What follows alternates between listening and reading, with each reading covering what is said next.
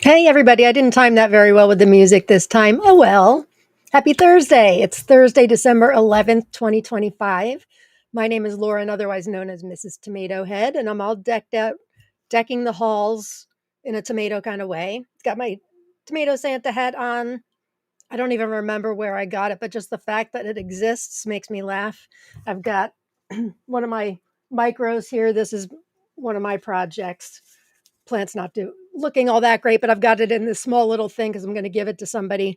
This is Creamsicle Mini, which has all kinds of little fruits on it, despite being a nice little plant. So I decked it out with one of my necklaces. Usually back here during this time of year, I've got these big bushy micros, but I just let my tiny totem go because I needed to make room for other things. So that would have been a good one. But glad you're here. This is Lauren's Tomato Awesome Sauce, and I come to you this time every Thursday, just about every Thursday, to talk about some varieties I'm obsessed with each week. And I think I say this every week, but every week I'm just, ooh, what happened?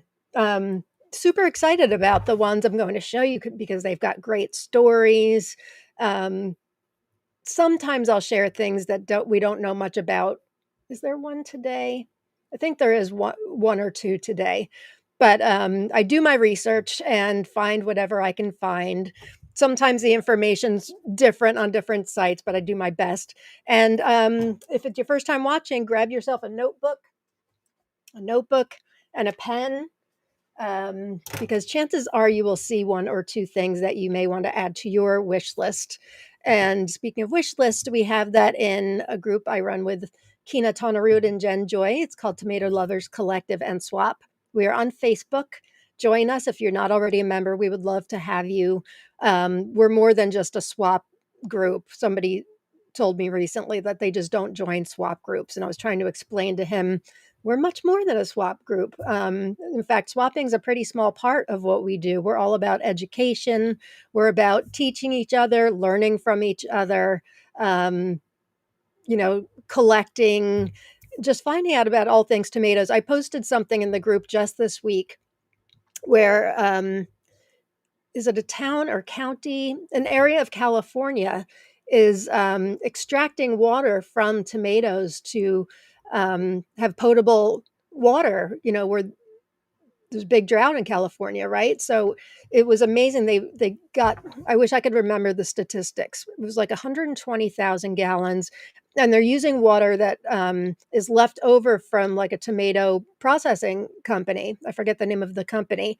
So it's things like that we are all tomato heads, as I like to call us, and um, we're about much more than swapping. However, we do have a couple opportunities to swap, and we have Seed Seeking Saturday each Saturday, where you can put up to 5 new varieties each week, or the same ones if you haven't been granted them, and then hopefully somebody will grant them to you. So that's one of the great things about Tomato Lovers Collective and Swap. We also have a Santa swap going on right now where you can have 5 varieties. We have a most wanted post. Um, and then there's sharing opportunities too. Kina just put up a wonderful sharing opportunity, end of year sharing post this week. So there's lots of opportunities. So if I showcase a variety that sounds good to you and it's really hard to get your hands on it, put it in one of those posts, and chances are, well, I shouldn't promise. Sometimes, a lot of the time, you get granted the stuff you're looking for, but then there's some. I've had stuff that I've been looking for years that um, I'll change my most wanted post because I'm like, I'm never coming across this. And then sometimes I do, but it can't hurt to check. So join us over at TLC. Um, what else? We've got some great prizes today, really great prizes. Some seed prizes. Olivia Lai is giving away seed prizes to one winner. She's giving away Alafirov Secret. This is her prize package, Olivia Lai. Alafirov Secret, Antique Bronze, Abruzny, Amur Tiger, Ananas Tiger, Black Shadow, Metallica, Abraham Brown, Abraham Green, and Nano's Meatball Dwarf. Thank you, Olivia, for doing that. So that's one prize. And then Kelly Natchbull is giving away for 3 winners: Leprechaun Kuzia, Frog Princess, Miss Kennedy, Rio, and New Moon on Monday. That's for 3 winners. And then I've got one I'm not going to say just yet because it's The giver doesn't know I'm giving away yet. I'm pretty sure she's watching. She had sent it to me a while ago, and I kind of forgot about it. And then I'm talking about the variety that she sent me today. So I'll wait until I talk about that variety. And then Bounty Hunter Lucas Broadmerkel from Bounty Hunter Seeds is giving away a $50 gift card to Bounty Hunter Seeds. So all you have to do to win, thank you all for donating. It's really amazing. I've said this before. We never ask anybody for donations. These are all people that come to us. So go to check out bountyhunterseeds.com. They ship all over the world. Fantastic variety of seeds. I'm talking about at least one, no, a couple varieties that are sold at Bounty Hunter today. So that's exciting. So all you have to do to win is type in hashtag tomato, and then I'll do a drawing at the end of the show. And we'll have some lucky winners today. Last week we had Inspired Garden Life. I'm looking at the schedule as far as Christmas goes. So Christmas is actually 2 weeks from today, is it not? Today's the 11th, 14th. Yeah, Christmas is 2 weeks from today. So I'm intending on having a show next Thursday, the 18th. Definitely not Christmas Day. What is it after that? How are we looking for New Year's? Christmas Day is the 25th. Yeah, and the next Thursday is January 1st. So after next week, we'll have 2 weeks off and we will reconvene on January 8th. So we have to get our tomato time in, gang. Everybody tune in. Obviously, today you're already tuned in. The next week, unless something happens, my daughter Riley's coming home. I wanted to share with you. She had sent me this photo. She's, if you don't know, I'm sure you know because I talk about it incessantly, but she is Cinderella on the Disney Magic. Although I'm not really supposed to say that. I'm supposed to say she's friends with Cinderella on the Disney Magic. This is her on the ship. Doesn't she look beautiful? That's my girl. So she's coming home on Sunday. We haven't seen her since March. So, if she says, Mom, let's do pedicures or manicures or something next Thursday, I'm in. But right now I'm sure we can do that another time. Right now I'm intending to be here next Thursday. And I'm always talking about Riley, and I never talk about my son, Jake. Riley will be 30 very soon, which is shocking to me. Very shocking to me. Don't feel old enough to have a 30-year-old. Here's my son, Jake. This is us for Mother's Day. Isn't he handsome? He looks just like his dad. So those are my kids. Very proud of them. I don't really think I have any announcements other than that. For some of you, your grow outs are, if you participated in one of the grow outs this year, they're coming to you from me. Not everybody. It's a long process. Keena, Jen, and I have 3 to do out each. And Linda, Michael, and Deb were so kind to do it for us this year, too. I only have one of my grow outs out. The Kentucky Appalachian Heirloom is out. And now I'm working on Spanish. I just got my very last, my Sophia Sakova team. I thought this person had to be removed because seeds were due November 1st. He said he mailed them from Germany on October 15th. And lo and behold, they showed up the other day. So that one will go out last. I'm aiming to have all mine out by Christmas. Not sure how realistic that is, especially for Team Sophia, but you will get them. We're working very, very hard. I think Jen said she has all of hers out now, and I've seen some of you post that you've gotten yours. For me, it's just Kentucky Appalachian. And one of the varieties I'm talking about today, for those of you on Team Kentucky Appalachian, you're getting this in your package if you haven't received them already. So let's see who we have here. This is an interactive show. If it's your first time watching, welcome. Drop a hi in the comments. We would love to say hi to you. If you're watching on Instagram, you can see me. I can't see you, unfortunately. So if you'd like to participate in the conversation and if you'd like to be eligible to win one of the prizes, you need to come over to my YouTube channel at Mr. and Mrs. Tomato Head. For some reason, EV Mux, which is the platform I use, doesn't pick up. I can broadcast out, but it's unable to take the comments in. So I don't want anybody to not be eligible for these prizes. And I want to talk to all of you, talk with all of you, I should say. I don't like talking to you, which is why I like to do this live. Who do we have? Sherman. Sherman was here likely 4 hours ago. Hey, Sherman. Bright, chilly day in New Jersey. Sure is. Hey, Susan. I'll be watching on YouTube, but I won't be able to comment. So my son is going to for me. No phone service where I'm going. Well, I hope where you're going. Nice place. Speaking of cold, I've mentioned many times that my cat Rory the Wonder Cat, I call her. She's dying of lymphoma. She's doing really well right now. I've been giving her prednisone, which obviously doesn't prevent the disease from progressing, but it makes her more comfortable and it ups her appetite. So she's putting on weight. She looks perfectly fine. So I'm guessing we may have her for another couple months. Eventually, the steroids will wear off, but now you'd never know something's wrong. But I've also mentioned I've been spoiling her rotten and giving her like deli turkey, and she's an indoor cat, but I'm bringing her outside.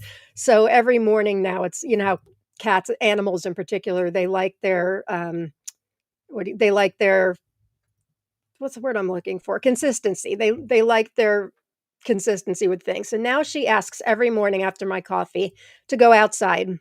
And it's been really, really cold. But this morning, just the way she looked at me, I'm like, okay. So I have my pajamas on. I put on my winter coat. I get on my gardening clogs. I'm all, going out with her on the deck.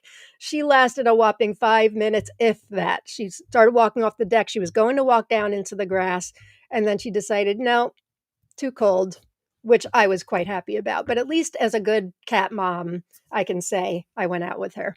All right, who do we have here? So Angwe's here. Hey, Angwe, Scano to you. I'm wearing your earrings today. For those of you that may have missed the episode, these are wampum earrings. Angwe is indigenous, and he gave these special things to me. They are carved from shells, quahog shells. Beautiful, right? Beautiful. And I'm talking about one of Angwe's varieties today, as a matter of fact. So, Scano to you, my friend. And our Harley Swamp Bitch is here. Hey, Harley, I hope things are going better for you. I don't think we've seen you in a couple weeks. Lisa Lloyd's here. Hey, Lisa. And Leslie. We have 65 live viewers right now. Make sure you get in that hashtag tomato. Deborah from Down Under, good morning to you. And Mayor from Afar is here. Hello. Mary, you are watching. You are giving away something today, whether you know it or not. You had given them to me a while ago, and I see the seed packet that says for TLC on it, and for me. And I meant to message you and say I'm giving away something of yours. I don't know if you can think of what it is, but it's the very first tomato I'm talking about today, and it's got a great story. So thank you for that. I don't even remember when you gave it to me, so I apologize. It's taken me so long, but I'd rather give something away when I'm talking about it on the show. That way people aren't like, what the heck is this variety? So thank you, Mary. Eva's here. Hi, Eva. 74 and sunny here in Southern Cal. Hope you're having a wonderful day. I can imagine it. Happy Thursday to you, my friend. Dancing Vita, hello. And Christy's here. Hello. Christy had messaged me earlier looking for, so some of you may remember many months ago, I was putting in the group that well, this is no surprise. I love Fox Farm Ocean Forest soil. It's all I use. I start my seeds in it. I plant my micros in it. I use it in my grow bags outside. I use it in my green stock. And it is an investment. It's expensive, but I swear by it, especially for seed starting for me. And my process, I continually add soil up the stem. So there was a place called Esben Shades that I found that they were not giving away, they were selling damaged bags of Fox Farm for very cheap. I want to say that with shipping, they ended up to $20 each. It was a steal, and I ordered from them many times. I think they're onto us because they're no longer doing that, at least not at the moment, and not for the past couple of months. It was strange too because the damaged bags, like you could order 4 of them, and the shipping was really reasonable. But if you were to order 4 of the brand new non-ripped ones, the shipping was astronomical. So I'm not sure why that is. But either I've bought out every bag, or they're realizing they can't make money on this deal.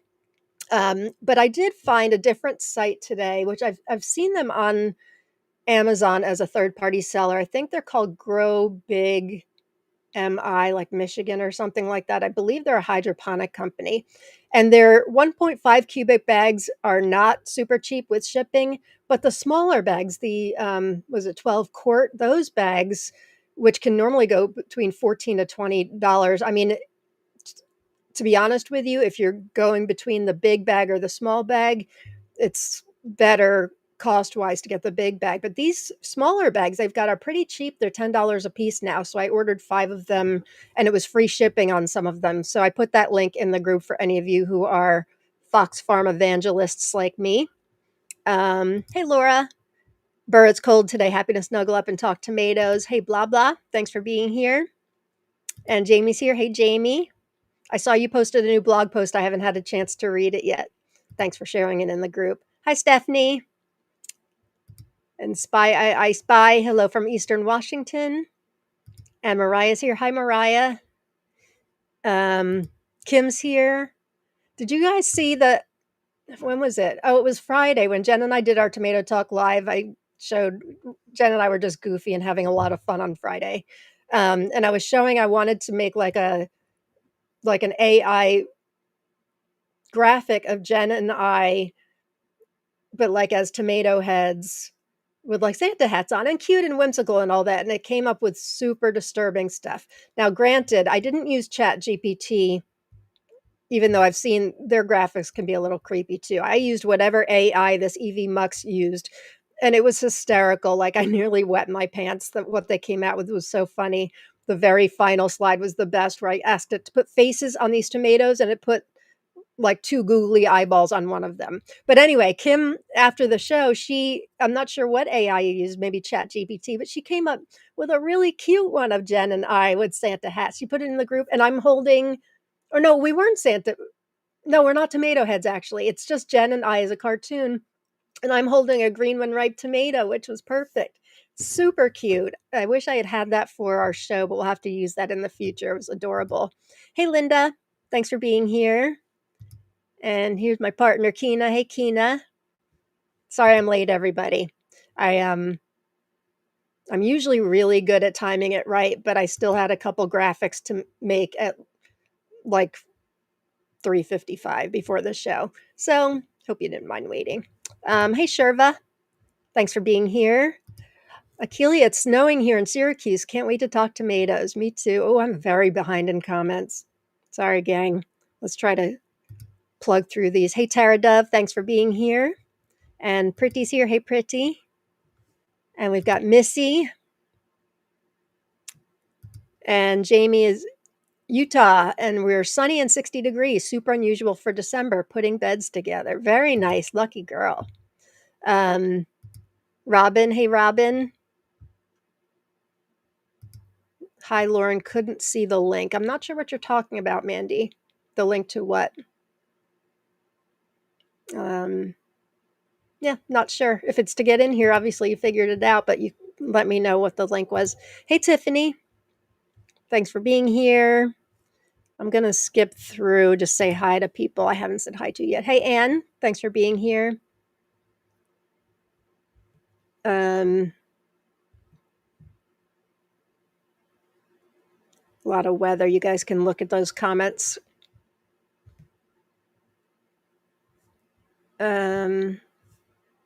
Missy's asking Deborah, who lives in Australia, are the kangaroos leaving you alone?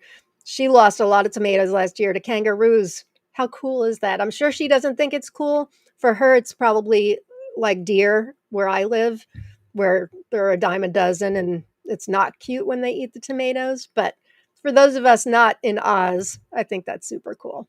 Hey, Dawn. Thanks for being here. Hey, Rowena. Thanks for joining in. And Greg, we have Greg. Francis is here. Thursdays are almost as good as Fridays when there's tomato talk. Hey, everyone. Yeah, Jen and I had a good time last week. Very good. And our next one will be January 8th. So I'll be back after my break January 7th and be back with Jen January 8th. Isn't that what I said? Wait, hang on. Let me confirm this. No, I'm sorry. Jen and I will be back on January 9th. January 8th is my show. Happily, my little part of Puget Sound, Washington hasn't flooded. I feel awful for those having issues, though. Yes, I saw that on the news this morning. Awful. Thank you. I'm glad you like my hat. I totally forgot I had it. Oh, Angwei, jealous of your tomato Santa hat. Now I'm going to have to figure out where I got it. I will, gang, if I can find out where I got this, for anybody that wants to know. I'm sure it must have been Amazon, although I suppose it could have been Etsy, maybe?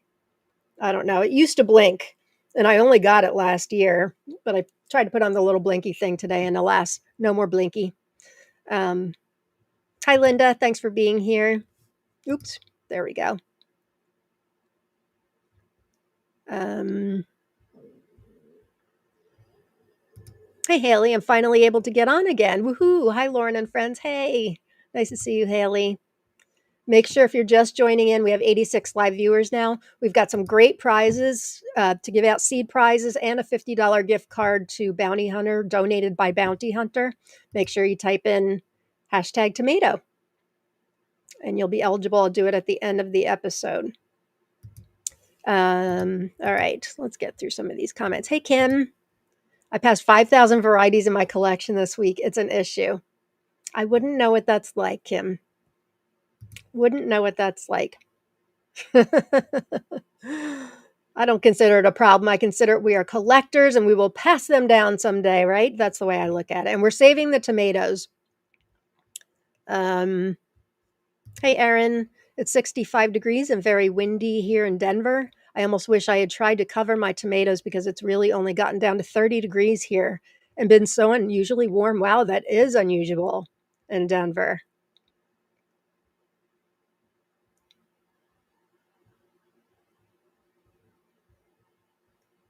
Hey, Jeffrey. Thanks for being here. And yes, everybody's saying how generous Bounty Hunter is. I agree. Very, very generous. $50. You can get a lot of tomatoes for $50 from them for sure. Again, if you've never checked out Bounty Hunter Seeds, run, don't walk to their website, bountyhunterseeds.com. You may want to wait until after the show to place your order, though, because I'm talking about at least one thing. I think definitely one thing. I think two or three actually that they sell there. All right. Who else do we have? Francis. Pretty sure the baby Jesus would want us to still talk tomatoes on his birthday. I've got to think you're right. I do. I do. It's my family that may not want me to talk tomatoes on Jesus's birthday, but I think Jesus is totally cool with tomatoes, right? Oh, thank you all for nice comments about my kids, my daughter. Um, Sasha, hey, tomato peoples, just home from a procedure. Happy to see tomatoes. Hope you're feeling okay, my friend, and please heal soon. We're all here for you. Oh, Kim, you did. Finally figured out how to change my YouTube handle. If you have any tips for people, let us know. Hey, Anthony. Glad you could make it. Oh, Becca, your package, grow up package is in my incoming mail. That's exciting. Can't wait for you guys to see it. Thanks for the Fox Farm tip. Ordered 10 bags. Not ideal, right? I mean, I like the bigger bag personally, but that's a really good price on the small bags. And I look a lot for Fox Farm just because I need them. I do reuse the stuff I use outside. I put in amendments and I reuse it just because it's good stuff. But I add more worm castings and kelp meal and uh, what else am I adding? Why cannot bat guano and things like that? Probably just cheaper getting new soil, to be honest with you. But I've got a big mound of it in my backyard. But I do need the new stuff for starting my seeds and for anything I grow indoors. And then adding soil along the stem for my seedlings before I can plant them. It takes a lot. So I do get new for that.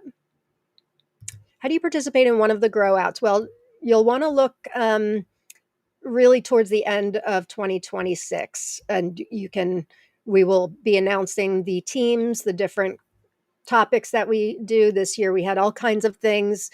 Like I mentioned, we had a Kentucky Appalachian one, we had a Spanish varieties, we had Tatiana Nagel varieties, we had, how was it, overall 11, is that right? 9, 10, 11, 12. We had 12 in all.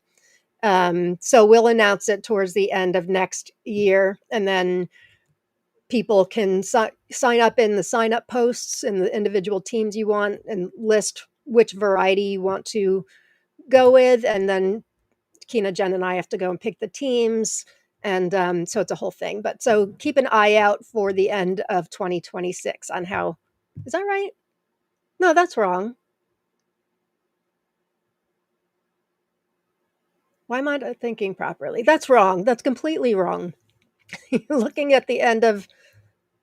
We're looking at like January, February. Ooh, total brain freeze or whatever on that. That's crazy. Yeah. Look towards the beginning of 2026.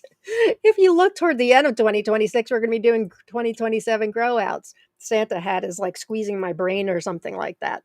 But we are currently compiling a list of some of the teams we want to do for next year, and we have to decide all those and stuff.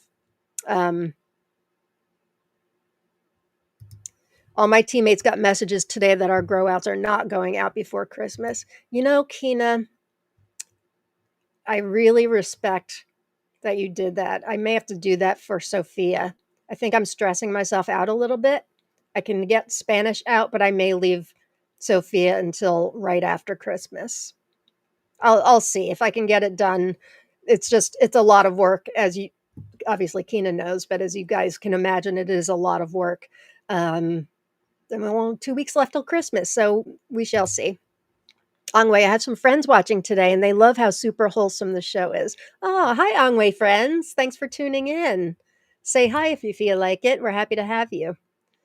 Um, hey, Catherine.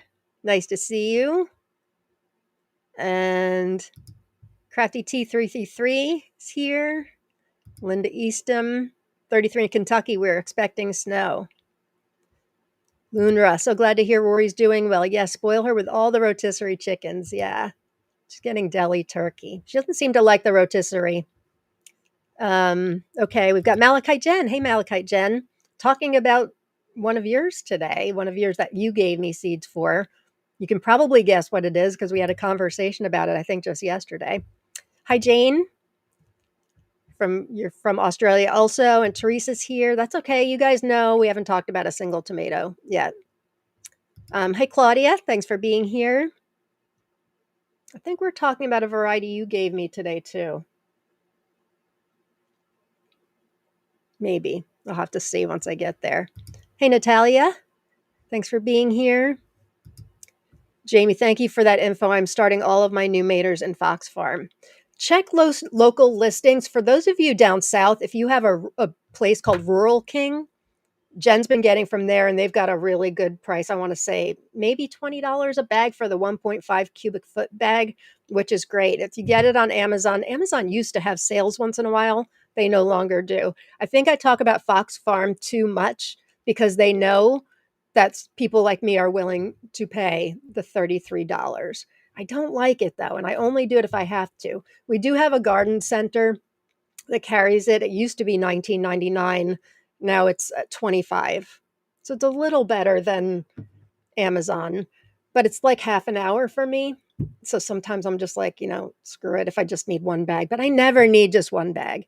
So mark my words, gang. If there's ever a sale to be had on Fox Farm, I will put it in the group like I did today. And if you guys find good deals, a 1.5 cubic foot bag that's cheaper than $33.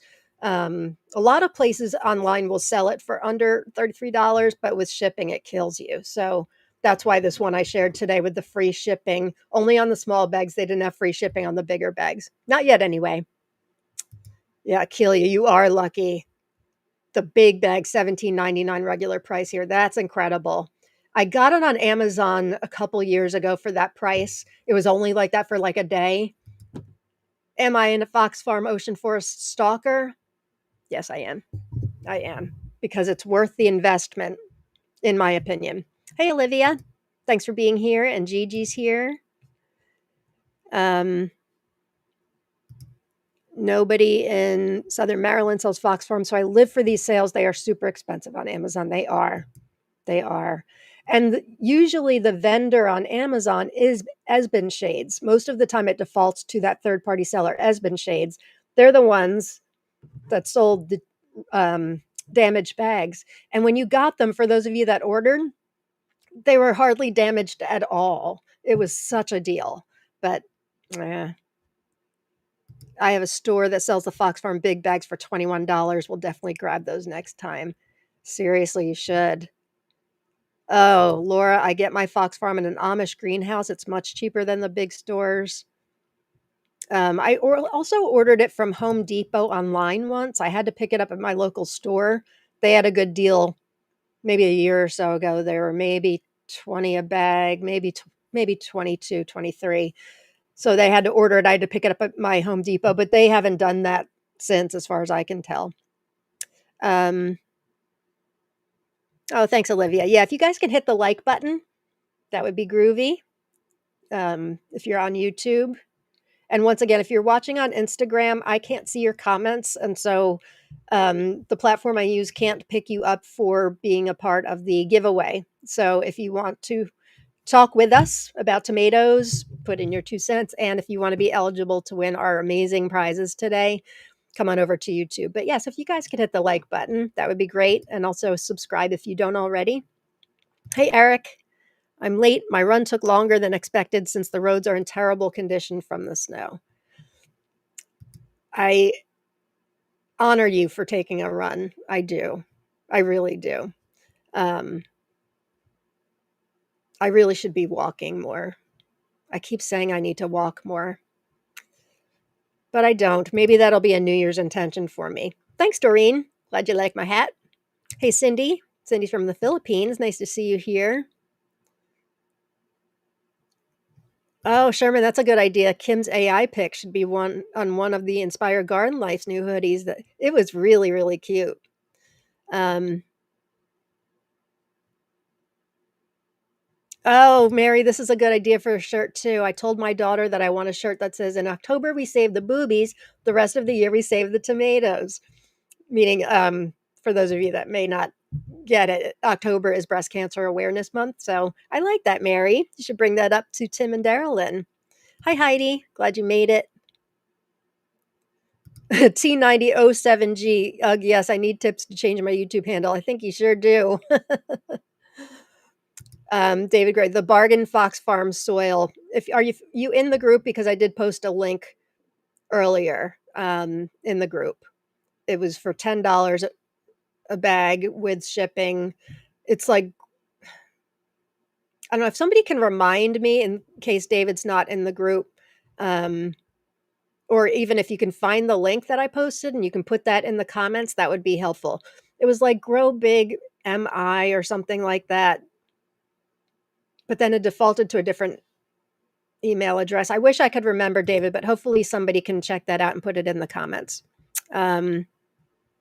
All right, I'm going to fast forward here a bit. River Rock Farms here. Hey there. I remembered. Hi. Glad you're here.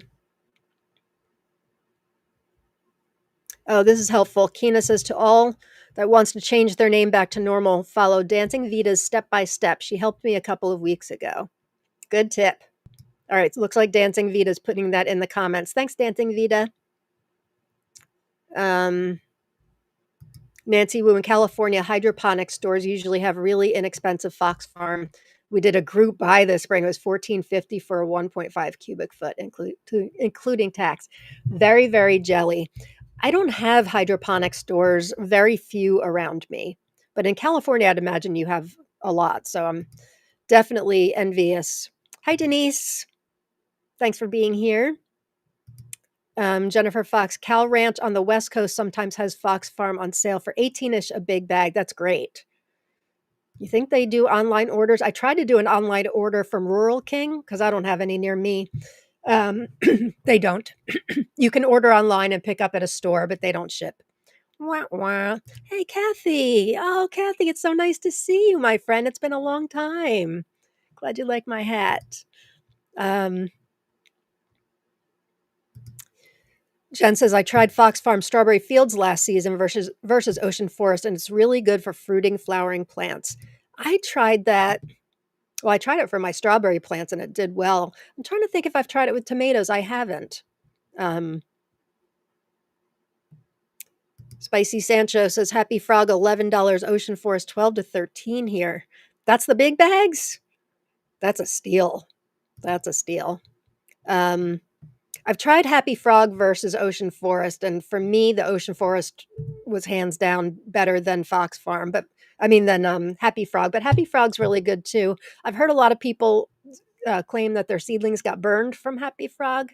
They're similar. Happy Frog is much lighter. It's not as heavy. But I think for me, I think the moisture that the Ocean Forest holds on to, I think is kind of a key to how well my seedlings do each year. Country Max had Happy Frog this spring for $19 a bag, and Happy Frog can often be more expensive, but that's a 2 cubic foot bag, not 1.5. So $19 a bag for that's amazing. Okay. Stephanie. Fox Farm Ocean Forest potting mix costs man, 166 euros per bag on our Amazon in England. You know, Stephanie, I keep saying it's worth the investment. In that case, I would say you can build your own soil using a lot of those same ingredients like bat guano and cocoa coir and all the things in there. That's insane but funny. We have one, Lauren, but they don't carry it. Are you talking about the one by the old Phillipsburg Mall? Yeah, they don't. Okay, let's talk tomatoes, shall we? We shall. So the first one I mentioned that Mary's giving away seeds and she didn't know it. She'd given me some extras of these. I just got some seeds. Oops, there's my Jake. Isn't he so handsome? Okay, this first one, Mannon's Majesty. Do you remember giving me these, Mary? How long ago was it? Cool story behind it. This gentleman, Manon Galegli from the United States, is 101 years old, at least according to the last article I found, which was pretty recent. How cute is he? Let's hear the story behind Mannon's Majesty. He is there's an article about him, several articles about him, actually. There's one in West Virginia today, and they probably, I don't want to read the whole thing. He's a plant pathology professor who has spent more than 70 years developing hardy tomato varieties for home gardeners, and he has dubbed this his fourth and final tomato, the West Virginia 23, also known as Mannon's Majesty. So that this was actually, if this was in 2023, he would be maybe 103 now if I think he's still alive. He's 30 years into his retirement. He began this tomato creating journey in 1950. His research at WVU on vegetable diseases and tomato blight led him on a 13-year quest to develop the West Virginia 63, known as the People's Tomato. And if anybody's grown this, please, Mary has obviously grown it. We want to hear more about it.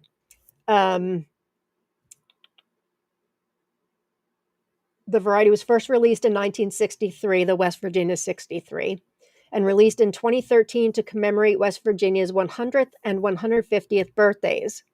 In 2017, he created two more new varieties, the West Virginia 17A and the West Virginia 17B, in honor of the 150th birthday of the WVU Davis College of Agriculture, Natural Resources, and Design, the university's founding academic unit. This West Virginia 23, or Mannon's Majesty, is resistant to septoria, or septoria leaf spot, one of the major diseases that home gardeners deal with. It's also resistant to fusarium wilt, verticillium wilt, and late blight. Galegli inoculated his research plants with these diseases before putting them in a moisture chamber for 3 days. Their survivors are those that are resistant. Interesting. From those, he picked out tomatoes based on preferable size, color, shape, and taste. He bred them in the field to eventually have a tomato that is delicious, resistant to disease, and with a good size, shape, and color. As he did with his previous varieties, he sent the new seeds to the World Vegetable Center, an international nonprofit institute for vegetable research and development that focuses on climate change. And then this is a quote from him. Mannon gave me the honor of naming this. No, Sorry, not a quote from him. It's from Dean Darrell Donahue, the director of the West Virginia Agriculture and Forestry Experimentation Station. He named the West Virginia 23 to Mannen's Majesty. And Donahue said, Mannen gave me the honor of naming this new variety, which I did not take lightly. He named his previous tomatoes in honor of West Virginia, so it's only right that we and the state honor him for all that he's given us. Mannen shies away from the spotlight, but I thought it was best to name the West Virginia 23 after him, Mannen's Majesty. Has Jen grown this one? Does anybody know? Because she's from West Virginia, and I know she loves growing stuff from West Virginia.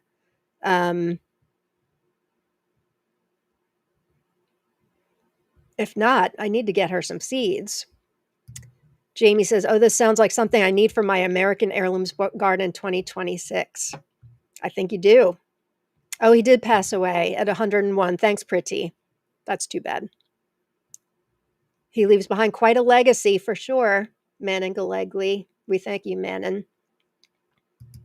Anybody else grown it? Mary, have you not grown it, or are you just quiet right now? Oh, okay. Here it is. I love the story too. That is why I ordered extra to share. Well, thank you. Yeah, so put in hashtag Tomato Gang. We have 102 live viewers right now. It's excellent. This will be one of your prizes I'm able to give you through Mary, who donated these. Two winners will be able to get Mannen's Majesty. Drew, good question. Has there been a date established for Carlisle next year? As a matter of fact, yes. Not officially booked because I called the Carlisle Parks and Rec Department and they don't start taking I tried to book it online like I have in the past, and they don't start taking reservations until 2026. But I did confirm with them that these dates are open. So here are the dates. The plant swap will be Friday, May 8th, again in Carlisle at Letort Park. So Friday, May 8th will be the plant and seedling swap. So you can come and we can swap seedlings. I'll have all kinds of good stuff for you. And I know you'll come with good stuff too. If you're able, you don't have to have plants to swap to join at all. We just want every tomato head in the world who can make it. We want you there with us. So that's the plant swap. And then I forget if that's, we picked these dates around the same time as last year, but also we found out through some friends that one of the dates is a car show, and one of the dates, a car show like in Carlisle that same weekend. Like I think it's a Corvette show, and then there's an antique show. I'm trying to think, the car show may be this date in May. I'd have to confirm. And then the antique show, I think, may be the one in the fall. So the one in the fall, we're moving a month earlier, a little over a month. No, just about exactly a month earlier than this past year. So we have more people that have tomatoes to share. That will be August 28th, Friday, August 28th. So they are still available. I will definitely get the date secured and pay my down payment, or pay the whole thing. Actually, they take the whole thing up front in early January. But yes, good question. May 8th, May 8th and August 28th. Thanks for asking, Drew. Put it on your calendars, gang. Be there or be square. Hey, John. Better late than never. Glad to have you here with us. Mary says, I think I sent either Jen or Kina seeds too, but I'm not positive. I know she's all about West Virginia varieties. I have to ask her. Kina, let's ask her. She needs to grow this. Angwei, Mannen's Majesty sounds interesting. I knew you were going to like this one. It sounds like Mannen was right up your alley with some of the work you do, right? Oh, you got the seeds too late to grow in 2025. Yeah, I think I may need to add this to 2026. Oh, Julia, I wish we had high-speed rail. I'd so come to the swaps. I know. I would love to meet you and swap seeds. Kina says, Mary, it may be Jen. I can't find it in my spreadsheet. And Mary says, I'll fix that, Kina. How very nice. So that's Mannen's Majesty. How have I not talked about this before? I don't know, but there you go. Mannon's Majesty. Okay, next one. Oh, excited for this one. This is a definite in my grow list for 2026. I was given seeds from Gigi, who hooks me up with a lot of the Spanish varieties, and she goes to big big tomato festival and tasting in Spain. And this is where she got me seeds for this one, Amarola. So the photo in the top left is an actual article that I found that says, "Why is Dexo's Amarola cherry tomato the best in Spain?" And it was behind a paywall, I believe, but you can check it out for yourself. Oh, wait, did I say March? Oh, never mind. Hang on. I think I may have gotten the article that you can check it out for yourself, but I think it's behind a paywall. Let me see if I can put this in the comments.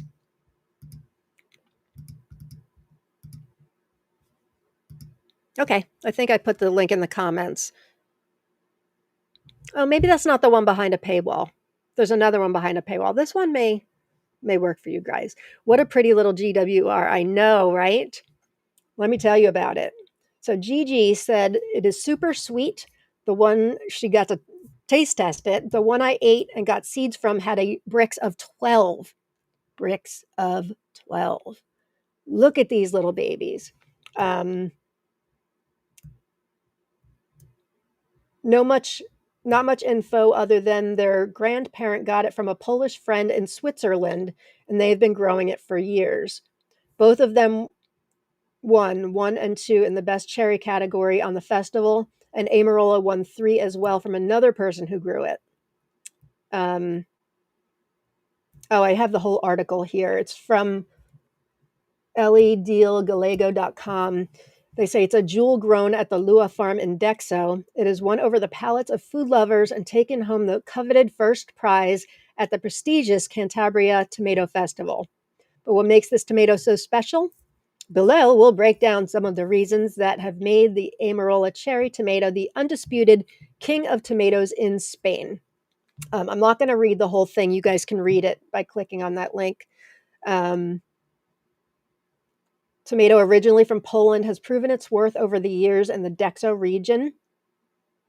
Although there is no definitive scientific explanation for its name, experience tells us that this tomato has evolved and improved over time, explains Francisco Gil.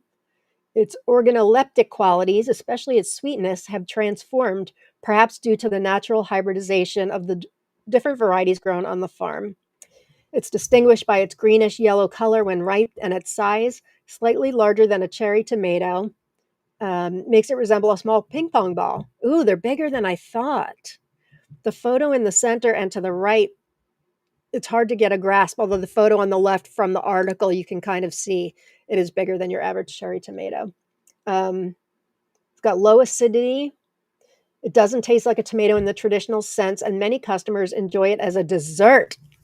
Enjoy it as a dessert. I'm in. That's my kind of dessert. Because of its resemblance to exotic fruits. It does look like an exotic fruit. Growing demand for this limited availability. I can't tell you where to get it, gang, but put it in Seed Seeking Saturday. I've heard other people talking about it, not just me. So perhaps other people, I know other people went to that Spanish festival. I'm not sure how readily seeds are available, but I'm sure people in Spain must have them. So if you're looking, put in Seed Seeking Saturday. But I will tell you this, I am growing it in 2026. This is one that has cemented its spot in 2026. So I will have seeds for this to share after next growing season. Obtaining them can be quite a challenge, as their popularity has exceeded all expectations. Demands for this exceptional tomato has overwhelmed local producers. So there you go. Amarola. Has anybody else grown this one or tasted this one?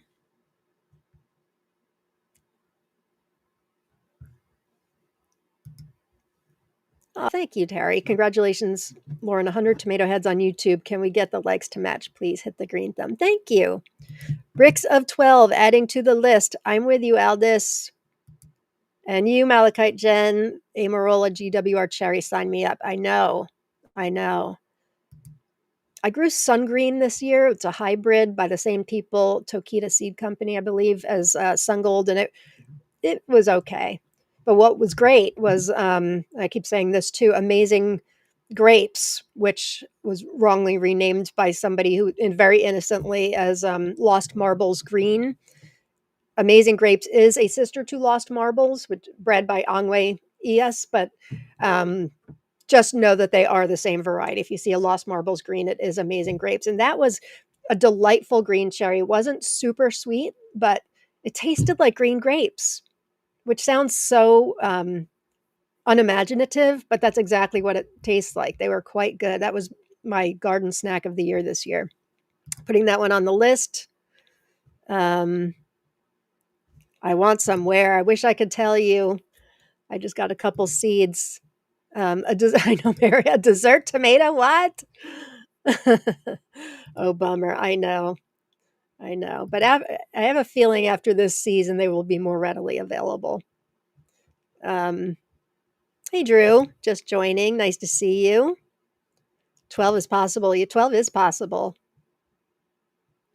I talked about something recently that claimed it was a 13 to 15, and now I'm not remembering what it was.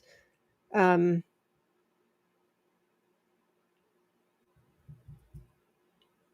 yeah, I know I got an 11, I think, on one of my micros in development. The Creamsicle Mini, I think, was an 11. But yeah, these numbers are possible, and I will be sticking these in my mouth as much as I can. Okay, next one. So this is one that I've never talked about, and it's one that pops up, and I'm sure you guys have seen it a million times too.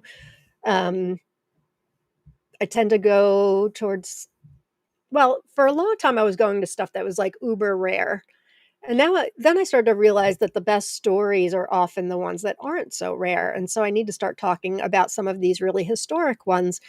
And this is Brandywine Sudduth's strain, which has a really great story behind it. Brandywine is not new to any of us. But chances are they're not. There's pink Brandywine, there's black Brandywine, there's think a yellow, orange Brandywine possibly. These are very historic to the United States. But let me tell you about this particular one because I never bothered to look into it, to be honest with you. I've had the seeds. I've grown Brandywines before, but I haven't grown the Sudduth strain. So let me tell you about this. There's an article. This is the one that's behind a paywall. There's that's what it was, Rowena. Thank you. It was SUCR X2 that had the high bricks of what they said, like 13 to 15 or something like that, right, Rowena? Jamie's growing Sudduth strain in 2026. And Jennifer says Amarola sounds like a dream. I know. Oh, and Deborah's growing Sudduth strain right now. You'll have to let us know what you think. And anybody, if you've grown it before, let us know what you think. Lunara says dessert tomato sounds like my kind of tomato. It does sound great, right? Doesn't it? Okay, let me tell you about it. So this is the one I just mentioned a couple seconds ago, that it's behind a paywall, but there's an article in the Newark Advocate. Did I put it? Oh, shoot. I thought I did.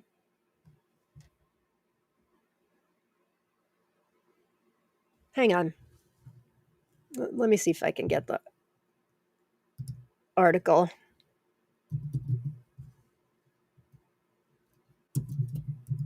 It's a cool article. I think I got most of it.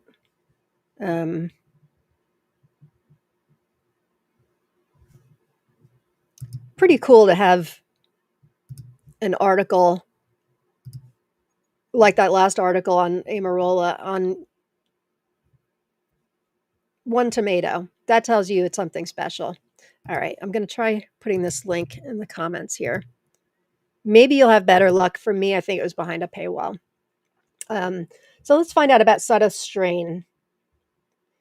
Ben Quisenberry. Actually, let me read something else first.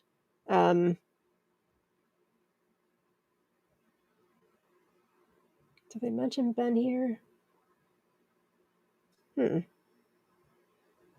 There's an article. I love reading the write-ups from the Slow Food Foundations. Those are the ones that have I think, the great stories. These slow food organizations like Arc of Taste, and then this Slow Food Foundation for Biodiversity. They work really hard to make sure knowledge is out there on some of these regional and perhaps close to extinct varieties. Obviously, soda strain is not, but they talk about a lot of different things. So I really like their write ups. This one is also known as pink brandy wine. Um, but there's a story behind it. Ben Quisenberry loved tomatoes, and everyone who knew him was aware of his passion. So it's not a surprise. This is not from the Slow Food. I'll read that one in a minute. So it's not a surprise. Oh, this is it. This is what I got from the article before it was behind a paywall. So this intro is from the Newark Advocate. That's how it starts. Ben Quisenberry loved tomatoes, and everyone who knew him was aware of his passion. So it's not a surprise that a woman from Murfreesboro, Tennessee, one day shared with him seeds of a tomato that she and her family had been growing for years. Doris Sudduth Hill grew up in Pennsylvania near a river named Brandywine. Her seeds likely came from there, and it is possible that she was Amish since the maiden name Sudduth means South Dutch. Did you guys know that? I did not. The Sudduth family had been growing the tomatoes and saving the seeds since the 1800s. Okay, and so here's where the Slow Food Foundation for Biodiversity comes in. Also known as pink brandy wine, it's renowned for its large pink fruit that can reach nearly 1 kilogram in weight. It's a beefsteak type, somewhat ribbed, flattened round shape, and very meaty. The Sudduth strain has dark green, non-serrated leaves. Cannot tolerate frost, must be sown indoors, reaches maturity after 80 to 100 days. The brandy wines are awfully late. There are many varieties of tomato that are called brandy wine, but these are different from the Sudduth strain, causing a great deal of confusion among growers and consumers. The Sudduth strain is considered by many to have best retained the legendary rich, sweet flavor associated with the brandy wine tomato variety. Its sweetness is well balanced with a notable acidity. The Sudduth strain brandy wine tomato is better adapted to the climate of the southern United States, but can be grown successfully in northern regions if started indoors and only transplanted during warmer weather. That's the problem with some of these late varieties. For those with shorter growing seasons, it can be a challenge. But if you start a brandy wine early, I know I've gotten successful brandy wines, but it's been pretty late even for me. But I don't have a short growing season. It's better adapted to the climate of the southern United States. I already said that. The name Brandywine was first associated with the tomatoes in the late 1880s. By 1902, Brandywine tomatoes were being sold globally in several seed catalogs. However, they were soon replaced in the marketplace by thicker skin hybrid varieties that were easier to ship. The variety was only recovered in the 1980s by Seed Savers Exchange, who received their seeds directly from Doris Sudduth Hill, whose family had been growing the tomatoes for over 80 years in Tennessee, in the southeastern United States. The Sudduth strain now refers to the variety considered to be the true Brandywine tomato. The Sudduth strain Brandywine tomato is unique amongst the multitude of American heirloom tomato varieties because of its amazing flavor and direct lineage back to the pre-World War II era. I can vouch for that. This was an excellent tomato. While I didn't have the seeds that specifically said the Sudduth strain, I did have pink Brandywine, so I don't know if it was the same. It probably was, but I think I'd like to. It's been several years since I've grown a brandy wine. Perhaps I want to try this one again because that was excellent. We also tried the black brandy wine. It wasn't as good as the pink to me. The pink was outstanding.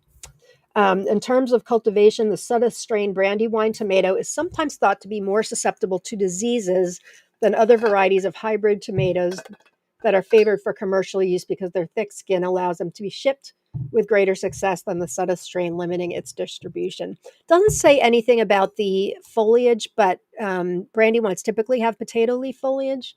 Not sure why neither of these have it on there. Oh, it says non-serrated leaves, so it's potato leaf foliage. Who has grown this? I hope you grow Sudduth strain next year. Would be a great benchmark for scoring. Jennifer says, I grew brandy wine Sudduth last year. It was my best seller at the farm stand, but a little soft for my preference. That they definitely are. They definitely are thin skin, which is why I like it, but I can see for a farm stand it may be challenging. I didn't even check Epic Tomatoes. I'm sure Epic Tomatoes has a whole thing on Soda strain in there. Um, Soda strain had way less disease than my other brandy wine. Interesting. Good to know. Let me check. Good old Craig's book here.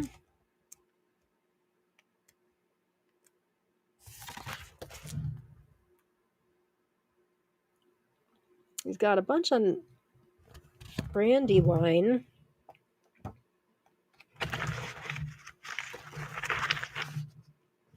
Oh, and there's something on Ben Quisenberry in here, which probably talks about the brandy wine. Let's see. Page 44 for those of you following along at home. 2 pages on brandy wine. Got the yellow brandy wine and brandy wine. See what he says if talks about the Sutta strain here.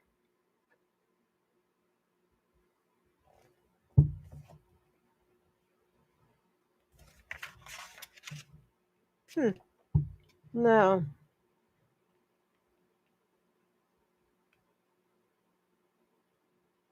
Doesn't mention the Sutta strain.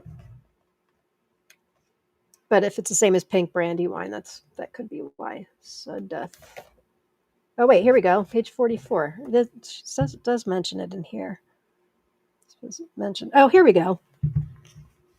He says at the bottom of page 44, my source for the wonderful brandy wine that I began growing in 1988 is seed saver Roger Wentling from Pennsylvania. Roger obtained this version directly from Ben Quisenberry, a legendary seedsman whose story is well documented by the Seed Savers Exchange. In Seed Savers Exchange, the first 10 years, 1975 to 1985. I'd love to get my hands on that. Ben claims that he obtained the tomato from Doris Sudduth and that the tomato was in her family for many years. So, you guys mention it. There we go.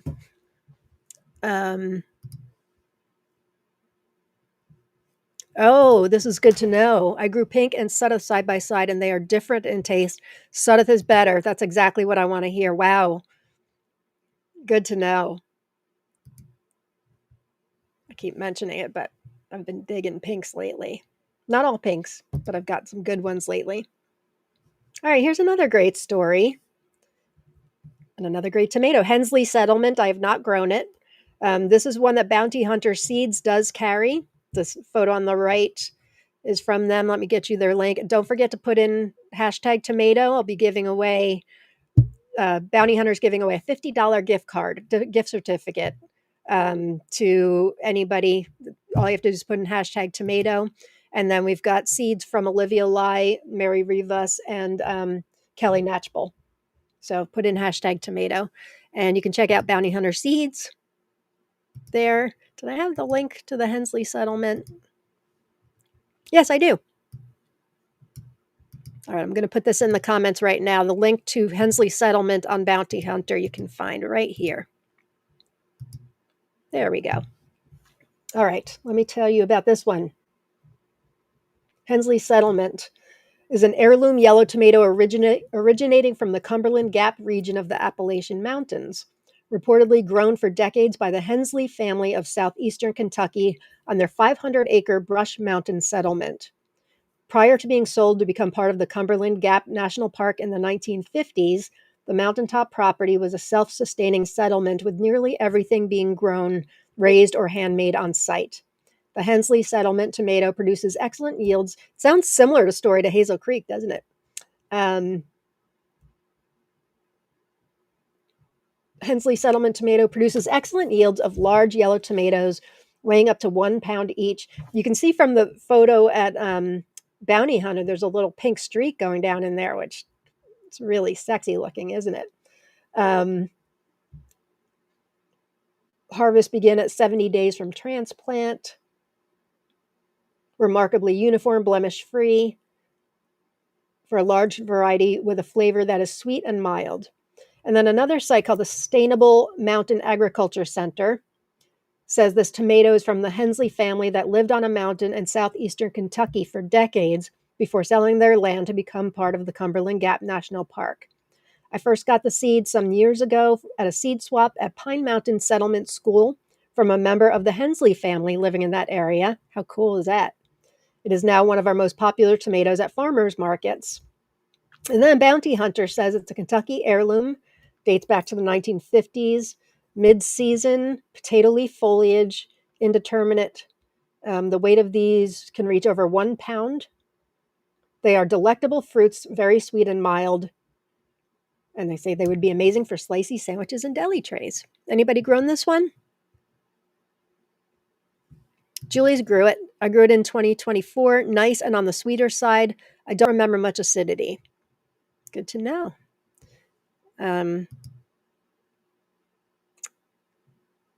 I think somebody did grow it for the grow out. I'm almost certain of it, which is why I have it on my list this week. I'm telling you, the Santa hat is like squishing my brain. There's something else. Yeah, it is in the grow out. Hang on, let me check.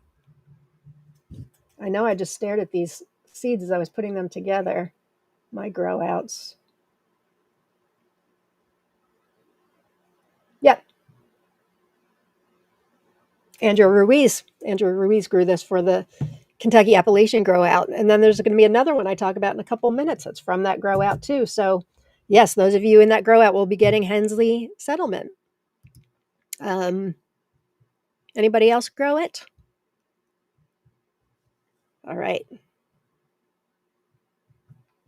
Next one is another name that I keep seeing and I didn't even know what it meant. I just kind of have the seeds and I'm just kind of like, whatever. Heshpole. Without looking, can anybody guess what the name means? Don't look it up. I'll look in the comments. Anybody get the name is broken down to mean something. I'll give it a couple minutes. I'll skip over that part as I start reading.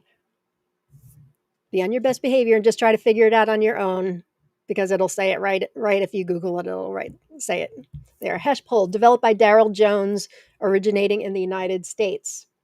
It's an accidental crossing of large pink Bulgarian with an unidentified variety, and it first appeared in the garden of Darrell Jones.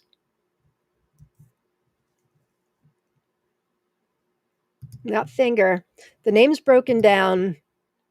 If you take the letters, those are broken down to talk about the tomatoes in the plant. It's probably too hard of a question without looking it up. I'll give it another minute. If somebody can guess it, that'd be cool beans.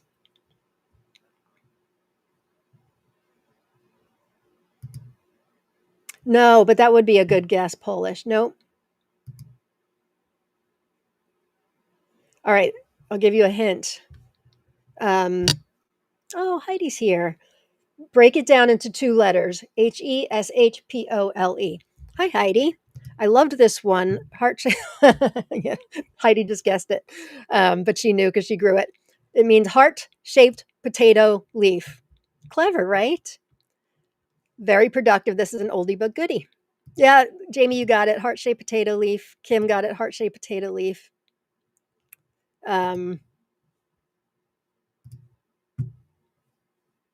Okay, let's read more about it. Its name is an acronym for heart-shaped potato leaf. Along with Zohr's Big Red, it is one of the rare heart-shaped varieties with potato leaf foliage. Large pink, this is from Tomato Faifu, by the way, this information. Large pink fruit from 200 to 300 grams and can reach reach a pound. Cordiform type with more or less rounded and ribbed shoulders. Thick and juicy beef with a creamy texture containing very few seeds. Flavor of exceptional sweetness. Plant with great development despite small stems. Drooping potato foliage, indeterminate growth. Tatiana's tomato base. They have anything else to add? Darrell Jones is from Hamilton, Alabama. Large pink Bulgarian with an unknown parent. That's the accidental cross. Darrell shared some F3 seeds with Bruce Swanson of Deerwood, Minnesota, who continued the selection for the best performers for his cool Minnesota garden. First offered in Seed Saver's 2009 yearbook by Bruce Swanson, Daryl Jones also has some selections from the original line that differs from the selection of Bruce Swanson, and these are probably better for warmer clients. I'm not sure if these selections are available. That's all from Tatiana's Tomato Base. And it was introduced by them at Tatiana's in 2016. Good night, Kina. Good night, my dear friend. Talk to you tomorrow. Talk to you on the flip side. Olivia, I grew pink brandywine in a pot, and it gave me a 2.5-pound fruit. Wow.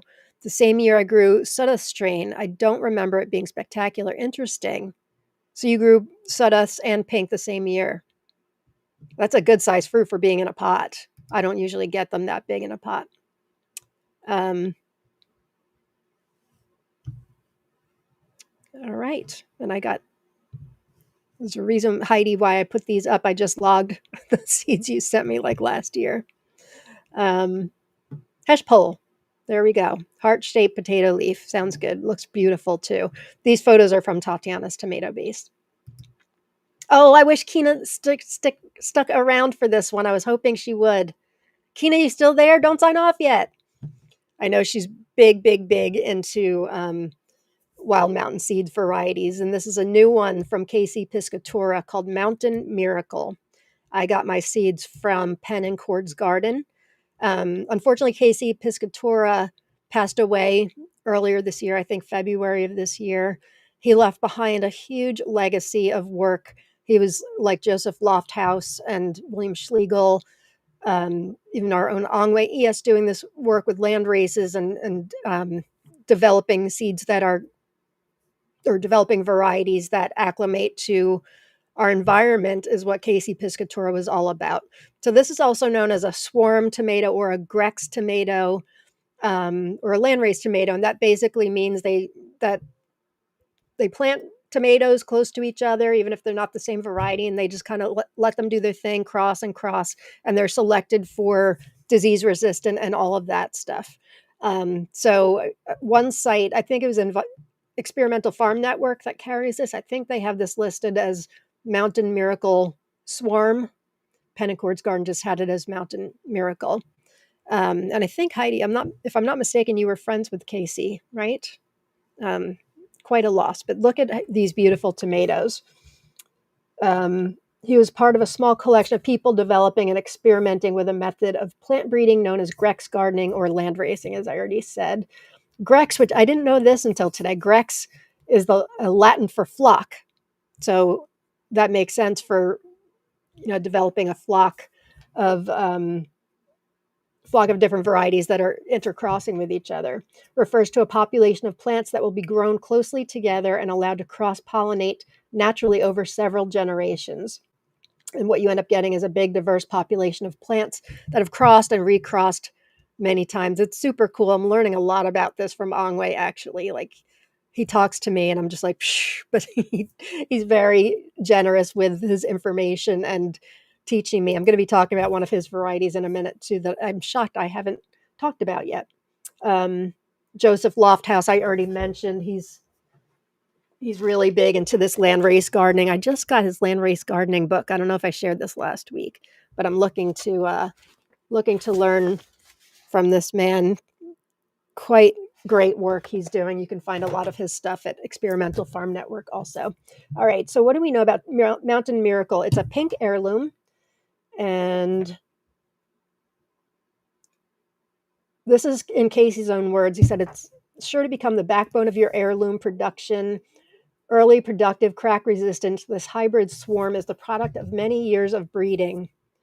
And Wild Mountain Seeds is in Colorado, which is close to Heidi.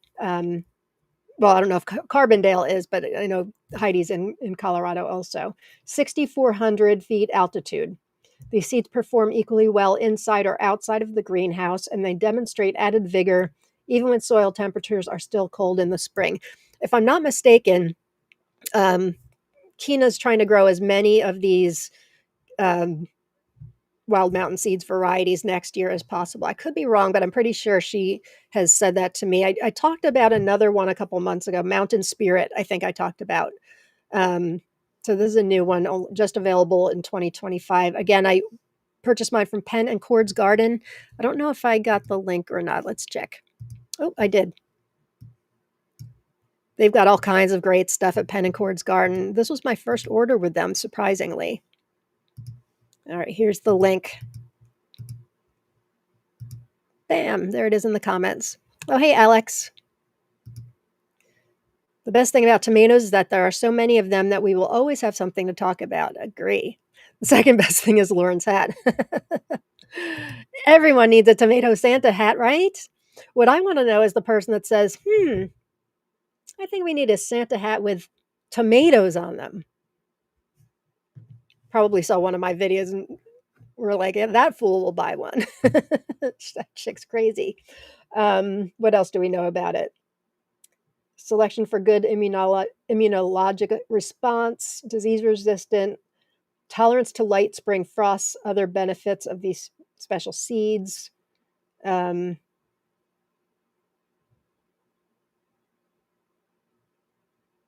I guess that's all I know about this one. So that's an exciting one, right? Anybody else grown some of Casey's varieties before?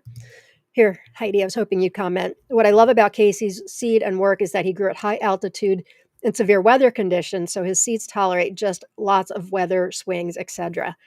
This is so important to know for so many of you who have shorter growing seasons or crazy climates. Good to know. Thank you, Heidi. I'm really, really glad you're here every day, but especially I thought of you when I put this one up, and Kina, of course. Okay, next one. I'm excited about this next one too. Sucernald. I'm guessing that's how you say it. It translates to either sugar cube or sugar cane in English. I got these seeds from Old South Seeds, which is run by Mark Burnett and Carol Galbiarti. I think that's how you pronounce her last name. They had a shop on Etsy that was open for a bit last year. It's now on hiatus, but it sounds like they made an announcement just yesterday, I think, that they're going to reinstate the shop. That'll be opening soon. I grew Swisher Sweet of theirs this year, which is hard to find. It was outstanding. They've got some really unique, rare, hard to find things that you can't find anywhere else. And so this is Sucernald.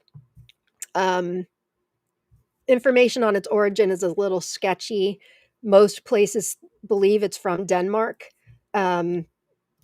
Somebody said it's possibly from Camilla Plum, who has a shop, and I guess she's a gardening influencer and even TV show host in Denmark. She has a red Sucernald and the regular, this it's sometimes called orange Sucernald, but it sounds really good. Let me tell you about it. Old South Seeds, they said it's probably the sweetest open pollinated cherry tomato they've grown so far.